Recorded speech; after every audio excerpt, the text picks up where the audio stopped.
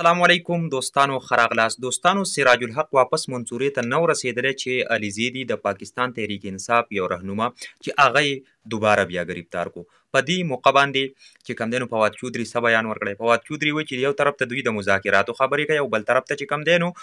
زمونږ علیزیدی دوباره گرفتار کو د علي امین ګنډاپور په باره کې هم خبر راغلی دی دویم خبر د انډیا د پوجیانو د ټرک حوالې سره دی چې د انډیا د پوجیانو په ټرک باندې اسماني تندر راغورځېدلی دی او د هغې ټول الزام په پاکستان باندې لګی د دوی دا دروغ به اکسپوز کوو بالکل فیکټ اینډ فیګر سره چې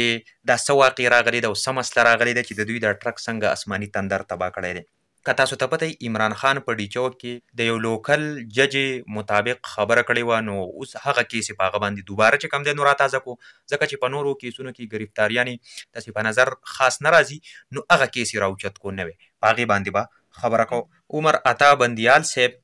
دوباره ویلي دي چې د عدالت فیصله واپس اخیستل دا څه مذاق نه دی د ټولو نه اوله مونږ راځو چې تاسو ته پته ده سپریم کورټ ویلي چې خیر دی زه به رسه لږ سس شمه که تاسو اجتماعي طور یعنی سیاسي پارټیانې کښېنئ او څه حل راوباسئ نو بالکل څه مسله نشته دی مونږ به په هغې خبره باندې عمل وکړو خو تاسو ته پته ده چې څنګه سراج الحق واپس لاړو منصورې ته رسېدلی نه نو د پاکستان تحریک انصاف چې کوم سینیر رهنما علي زیدي صاحب دی نو هغه دوباره گرفتار کو او بل طرف ته په علي امین ګنډاپور باندې چې یو کیس ختم کو نو په بل کیس کې پی اف آی آر وکړو او هغې چې کوم دی نو گرفتار کو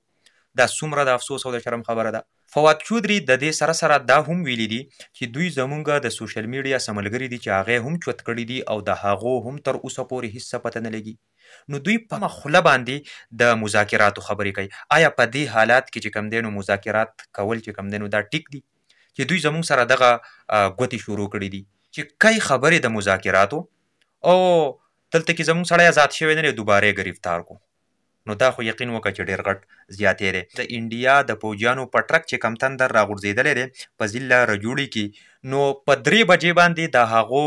میډیا دا کنفرم کړله چې بایي دا خو اسماني بجلي په دې باندې راغورځېدلی دی بیا چې کله ماښام 6 بجې شوې نو خبره یې چینج کړه او دا یې ویل چې یاره جي دا نامعلوم دهشتګرد دي او هغو چې کوم دی دستي بمونه زموږ په ټرک باندې راغورځولي دي خبره په دې باندې نه ودرېږي چې په 7 بجې باندې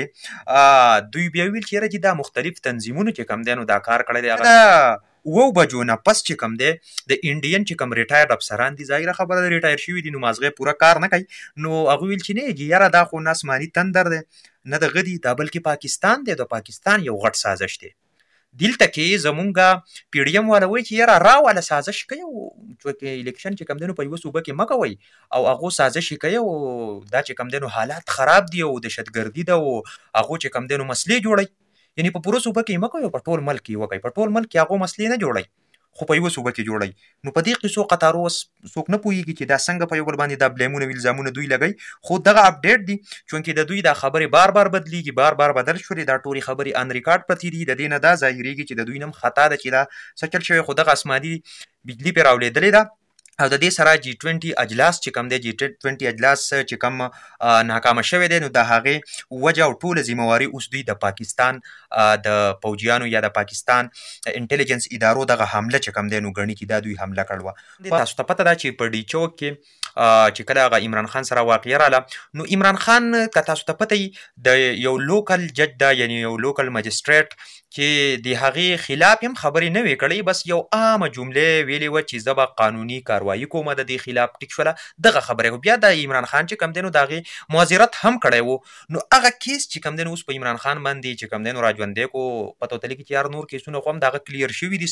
او نور هم کلیر کیږي خو چونکې دا کیس یې پرې راژوندی کو چې باید د جج خلاف خبرې کړي دي او دا توهین عدالت دی یعنی توهین عدالت کیس چې کوم دی نو په عمران خان باندې دا لکه اوس وکړو اوس که مونږ راشو حقیقت ته نو مریم نواز شوله رانا ثناء الله شو داسې شهباز شریف شو دوی سپریم کورټ او های کورټ یې چیلنج کړي دي دوی د سپریم کورټ د فیصلو او د احکاماتو خلاف تللی دي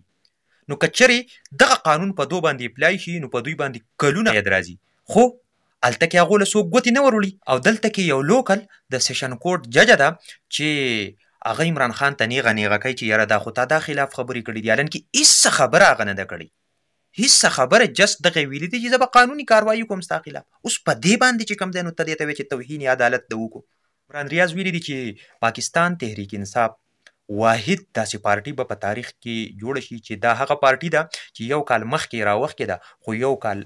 پس به بیا دوباره چې کوم دی ځي او خپل اقتدار به قبضه کوي. واحد دا پارټي داسې پارټي ده چې دا یې راوخکه خو دوباره بیا روانه ده او خپل اقتدار به چې کوم دی نو څه کوي، دا به اخلي. او د دې سره سره دا خبره هم کړله چې دې ځل له عوامو مکمل تیاری کړې ده. نو ملګرو دا و نننی اپډیټس. ملګرو که ویډیو هم خوښه شوي نو شیر ورسره ضرور ورکړئ، په کمنټ کې را سره خپله قیمتي رایه هم شریکه کړئ، ځکه چې ستاسو رایه زموږ دپاره ډېر غټ قیمت لري. په اخره کې خپل ورور شهید اقبال ته اجازت ورکړئ. تر بیا الله.